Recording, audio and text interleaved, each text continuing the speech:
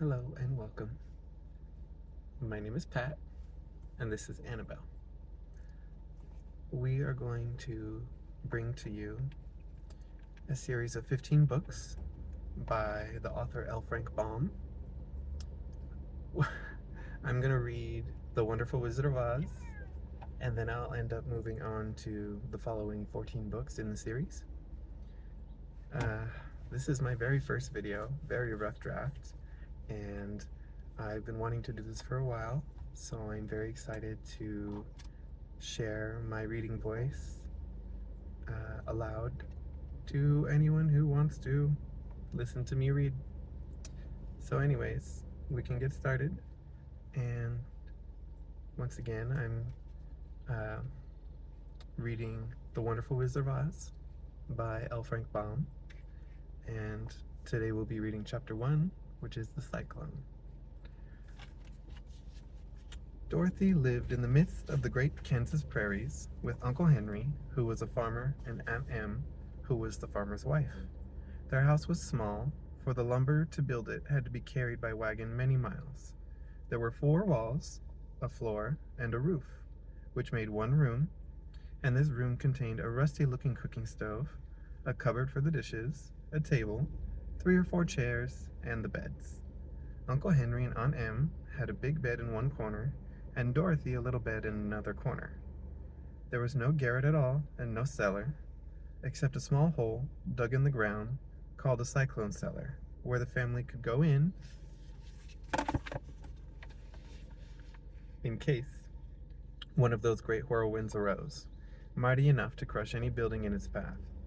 It was reached by a trap door in the middle of the floor, from which a ladder led down into the small dark hole. When Dorothy stood in the doorway and looked around, she could see nothing but the great gray prairie on every side. Not a tree nor a house broke the broad sweep of flat country that reached to the edge of the sky in all directions.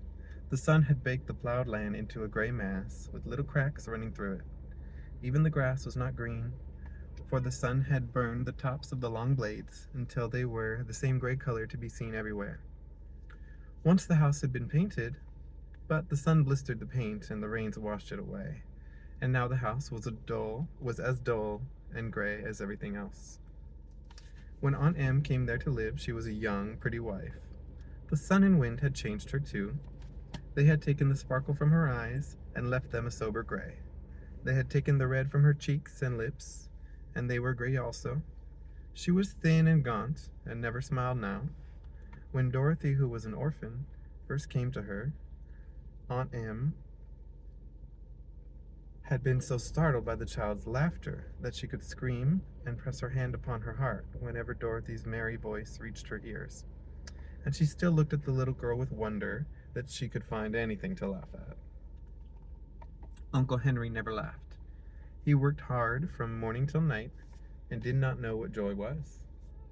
He was gray also, from his long beard to his rough boots, and he looked stern and solemn and rarely spoke. It was Toto that made Dorothy laugh, and saved her from growing as gray as her surroundings. Toto was not gray. He was a little black dog with long silky hair, and small black eyes that twinkled merrily on either side of his funny wee nose. Toto played all day long, and Dorothy played with him and loved him dearly. Today, however, they were not playing. Uncle Henry sat upon the doorstep and looked anxiously at the sky, which was even grayer than usual. Dorothy stood in the door with Toto in her arms and looked at the sky too. Aunt Em was washing the dishes. From the far north, they heard a low wail of wind, and Uncle Henry and Dorothy could see where the long grass bowed in waves before the coming storm. There now came a sharp whistling in the air from the south, and as they turned their eyes that way, they saw ripples in the grass coming from that direction also. Suddenly, Uncle Henry stood up. "There's a cyclone coming, Aunt Em." "Em," he called to his wife, "I'll go look after the stock." Then he ran toward the sheds where the cows and horses were kept. Aunt Em dropped her work and came to the door. One glance told her of the danger close at hand. Okay, I'm good to the next page. Scooch, scooch, scooch, scooch, scooch.